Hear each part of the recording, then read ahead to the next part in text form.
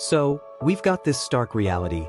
Humanity has essentially chosen to reject God's life, turning instead towards our own terms, which leads to this age of death and disconnection. But here's the incredible part of the biblical story, the beacon of hope that shines through that darkness. Even though humanity went astray, God promises He'll open the way back. He's not abandoning us in the age of death. He's actively making a way for us to re-enter, to reconnect with the age of true, divine life. And that promise is what ultimately leads the story to Jesus, right? He's the central figure in making that path back available. Exactly. Jesus is presented in the Bible as God's own life become human. Think about that for a second. This isn't just a human who represents God, or a human who points to God. It's God's very life, that same infinite, divine vitality we talked about connected to the tree of life, now fully embodied in a human being. This is crucial because it means that in Jesus, both ages actually overlap. He lives fully in the age of mortality and death. He experiences hunger, pain, fatigue, human suffering, but simultaneously, he lives fully in the age of eternal life. He's the walking, talking embodiment of both realities at once. It's a profound paradox, a divine fusion. So, because he's this incredible bridge, this meeting point of two ages, he can literally offer people access to life unto the age, to that divine life. Precisely. It's like he's inviting you to step from one room into another, or to receive a power source you were previously disconnected from. And this isn't some abstract, theoretical concept. It's deeply personal and relational. It's like what Jesus himself says in the Gospel of John, in one of his most profound statements. This is eternal life, that they may know you, the one true God, and Jesus Christ whom you have sent. That they may know you. That's a really important distinction, isn't it? It's not just living forever, but knowing God and Jesus. That points to a relationship, a deep connection, not just endless time. Absolutely, John. That word know, in biblical terms, isn't just intellectual assent, like knowing a fact. It's an intimate, experiential, relational knowledge. It's about being in deep, personal communion. So, life unto the age, or eternal life, is fundamentally about being deeply connected to God, the source of all life, through Jesus. It's about participating in his kind of life, a life characterized by perfect love, perfect wisdom, perfect vitality. Yet, just like humanity rejected God's life back in the garden, tragically, Jesus, God's own life in human form, was also rejected. He was put to death. The age of death seemed to claim him. And this is where the story pivots in the most dramatic, earth-shattering way possible. Because God's life isn't just a life, it's the ultimate life. It's fundamentally more powerful than death. So, even though Jesus was rejected, even though he suffered the brutal reality of the age of death and was put into a tomb, death could not hold him. And so, Jesus rises from the dead. This wasn't just a resuscitation, it was a cosmic triumph. His resurrection proves that God's life is indeed, fundamentally, ultimately, invincible. And because he conquered death, he can now offer that very same invincible, divine life to others. He can share it freely. That's huge. So it's like the Gospel of John also says, whoever trusts in him will not perish, but has eternal life. That's it. That's the core message. Whoever trusts in him, whoever connects to him, whoever enters into that relationship with him, receives life unto the age. They receive that same divine, unending, flourishing life that Jesus embodied and conquered death with.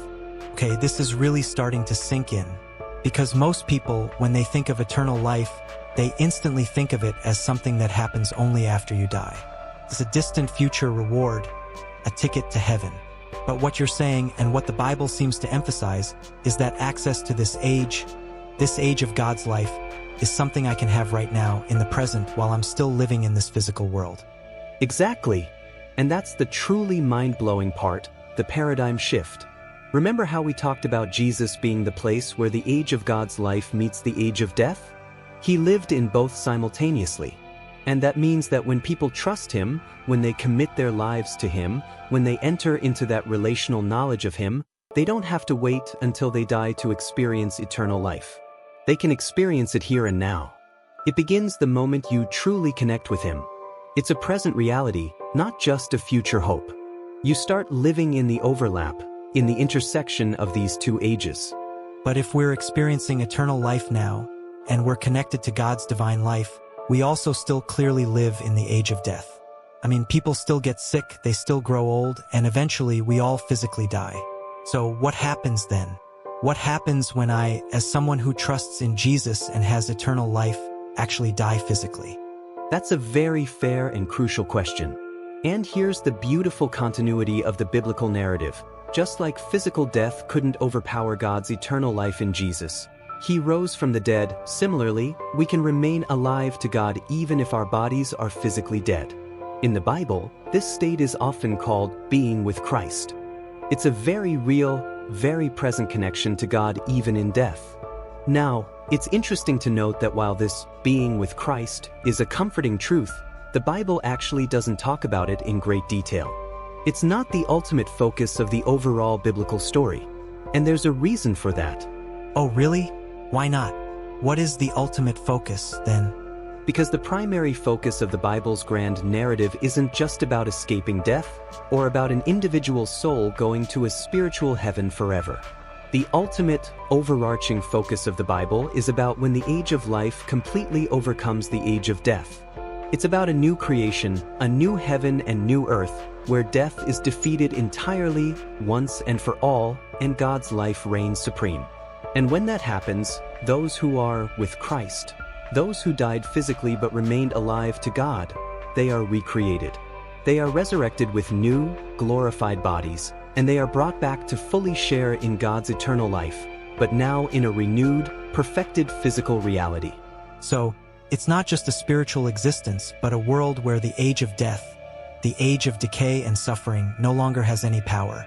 A completely new reality where that dark age is fully overcome. Exactly.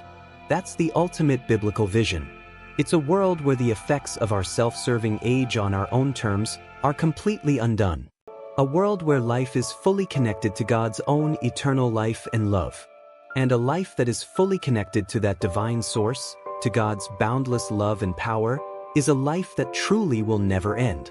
It's a life that's always flourishing, always growing, always in perfect harmony with the very source of existence. But then, God takes humanity and places them in a sacred garden, a very special, holy space. And in this garden, they're invited to experience a new, profound, and deeper kind of life.